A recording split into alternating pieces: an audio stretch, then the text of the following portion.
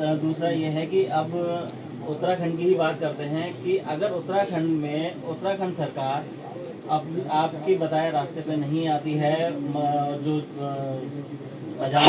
हमारे तो क्या अगला कदम होगा? हमारे आंदोलन को झेलना पड़ेगा। हम उत्तराखंड जाएंगे, हमारे आंदोलन को झेलना पड़ेगा, हमारे गुस्से को झेलना पड़ेगा, क्योंकि हम अपने मज़ारात और अपनी मसाजिद की हिफाजत अगर तुम नहीं कर सकते तो हम अपनी मस्जिद और अपने मज़ार की हिफाजत खुद करेंगे, और इसके लिए हम किसी भी हद तक जा सकते हैं। 18 को जाएंगे यानी कि नहीं, 18 को महापंचायत, देखिए 15 का जब उनका स्थगित हो गया तो 18 का वो भी स्थगित हो गया जो वहां के मुसलमानों ने ऐलान किया था।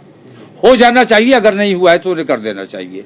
लेकिन हुकूमत जो बेईमानी कर रही है, लॉ एंड ऑर्डर का जो मसला बना हुआ है उसको ठीक करना, और हुकूमत असल में धामी की नासमझी की वजह से माहौल बिगड़ा है उत्तराखंड का। वहां एक हिंदू लड़का एक हिंदू लड़की, गैर मुस्लिम लड़का गैर मुस्लिम लड़की को लेकर चला गया। उस गैर मुस्लिम लड़के का एक दोस्त मुसलमान था। लव जिहाद का मामला नहीं था, लेकिन धामी ने कहा कि लव जिहाद है, इस वजह से वहां माहौल खराब हुआ। अब हिंदू लड़का और हिंदू लड़की अगर जा रहे हैं तो ये लव जिहाद कैसे हो गया? सिर्फ इसलिए कि उसका एक दोस्त मुसलमान है।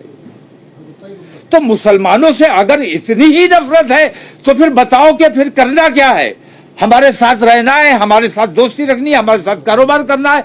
हम तो तुम्हारे साथ रहना चाहते हैं, तुम्हारे साथ दोस्ती रखना चाहते हैं, तुम्हारे साथ कारोबार करना चाहते हैं, शीरो शकर बन के रहना चाहते हैं। अगर हमसे नफरत है तो बताइए, फिर उस तरह से हुकूमत से बात की जाए। मैं कहता हूं कि वो तमाम संगठन जो हिंदू राष्ट्र की बात करते हैं, मुसलमानों से नफरत की बात करते, मुसलमान से नफरत का मतलब यह है कि आप हिंदुस्तानी से नफरत कर रहे हैं। हम हिंदुस्तानी हैं, हमसे नफरत का मतलब आप हिंदुस्तानी से नफरत कर रहे हैं, और हिंदुस्तानी से नफरत करने वाला देश प्रेमी किसी कीमत पर नहीं हो सकता। इन देशद्रोहियों का इलाज हुकूमत को करना चाहिए, और अगर हुकूमत इलाज नहीं करती है तो फिर हम अपनी मस्जिदों, अपनी दरगाहों की हिफाजत के लिए खुद बाध्य होंगे। और इसकी सारी जिम्मेदारी हुकूमत हिंद की और हुकूमत उत्तराखंड की होगी। हम कोई जिम्मेदार नहीं है। कह रही है कि हम अवैध मज़ारों को हटा रहे हैं जो सरकारी जमीन पर बनी हुई है। मैंने कहा ना, अवैध और वैध, इसका फैसला कौन करेगा? आप कैसे कह सकते हैं? मेरी 200 साल पुरानी मजार है, आप कहते हो अवैध है? सरकारी जमीन पर बनी हुई, सरकारी जमीन बाद में हुई है, मजार पहले से था। मजार पर सरकार ने अतिक्रमण किया है। मजार वैध है, वो सरकार अवैध है। वहां पे मेरा 200 साल पहले मजार था, वहां पे सरकार ने अपना रास्ता बना लिया, सरकार ने अधिग्रहण कर लिया। तो सरकार ने हमारी जगह पर कब्जा किया या हमने सरकार की जगह पर कब्जा किया?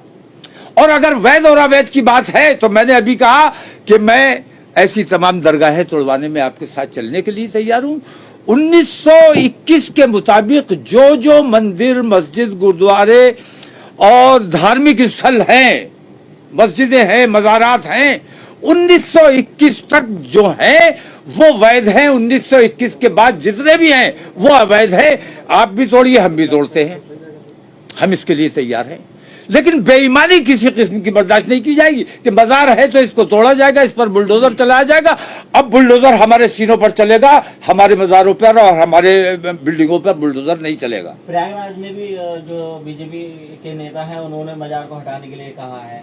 किसने? हम खुद तोड़ देंगे। किसने कहा है? प्रयागराज में बीजेपी नेता ने। बीजेपी नेता के बाप का देश है, उस बीजेपी नेता का क्या हक है? उसको गिरफ्तार क्यों नहीं किया गया? मैं अगर किसी मंदिर के लिए कहूं कि मैं जाके तोड़ दूंगा, मुझ पर केस बनता है कि नहीं बनता है? गिरफ्तार मुझे किया जाना चाहिए कि नहीं किया जाना चाहिए? कौन सा ऐसा भारतीय जनता पार्टी का नेता है जिसने ये बयान दिया, और कौन सी वो पुलिस है जिसने उसके खिलाफ एक्शन नहीं लिया? दोनों अपराधी हैं। पुलिस पर भी एक्शन होना चाहिए कि उन्होंने उसके खिलाफ एक्शन क्यों नहीं लिया, जबकि सुप्रीम कोर्ट ने कहा है कि इंतजार मत करो, पहले गिरफ्तार करो। जब ना गिरफ्तारी हुई है, वो जो तोड़ने आएगा उसको फिर हम देखेंगे, पुलिस नहीं देखेगी। तोड़ने आओ, हम तैयार बैठे तुम्हारे लिए। हाथों में चूड़ियां नहीं पहनी है, लेकिन हम दंगा फसाद चाहते नहीं है, हम अमन चाहते हैं, भाईचारा चाहते हैं। इसलिए हम जान देने वाले लोग हैं, देश के लिए जान देना पड़े हम दे देंगे, लेकिन हम किससे लड़ें? अपने देशवासियों से हम नहीं लड़ना चाहते। हमें मजबूर मत करो। हुकूमत जो बेईमानी कर रही है, हुकूमत को इस बेईमानी से परहेज करना चाहिए और सबको साथ लेकर चलना चाहिए। हमें कुछ मत दो, लेकिन हमारे साथ अन्याय मत करो। जो हमारे पास है वो हमसे छीनने की कोशिश मत करो।